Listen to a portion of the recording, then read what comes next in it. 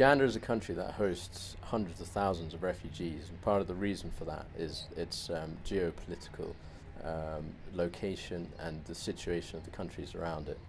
For example, the Eastern Congo has had conflict for some time, and the largest population of refugees living in Uganda come from Eastern Congo. It also neighbours South Sudan, and in recent years there's been an increasing number of refugees coming from South Sudan to Uganda. Even more recently, the crisis in Burundi has meant that large numbers of refugees have been coming to Uganda from Burundi.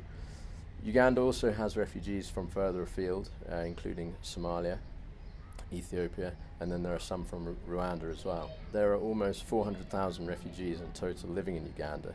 Of these, 80,000 have chosen to live in Kampala, the capital city. There are various reasons why refugees in Uganda choose to live in Kampala. One example is that they might be able to live an anonymous lifestyle there, but also they're open to some different opportunities, and they can choose to be self-reliant and have economic independence.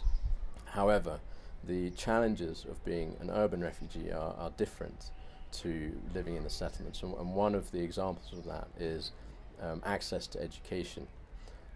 Over 50% of refugee children living in Kampala aren't accessing formal education, and there are adults who are also missing out on the opportunities of education, or who haven't had the opportunity to learn the relevant skills that they need to benefit from Ugandan society or to live a fulfilled existence. As Xavier Project, we've been trying to address this issue since 2008. For example, we now sponsor over 100 children in Kampala through formal education. But we also like to support children and adults to benefit from informal education outside of school time. And this includes opening libraries for children and hubs for adults where they can gain the skills that they need to benefit from the opportunities around them, but also understand the realities of their lives as refugees and the situation that they're in. We started the hub as a place where we could teach courses, usually on computers such as social media.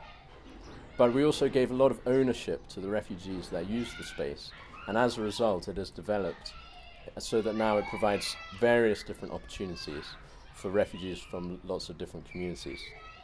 We run life skills sessions, we run courses on finance and basic cash management. It's used for film showings, for talks, refugee-run organizations to come together and use it as a hub for the beginnings of their idea and their organization.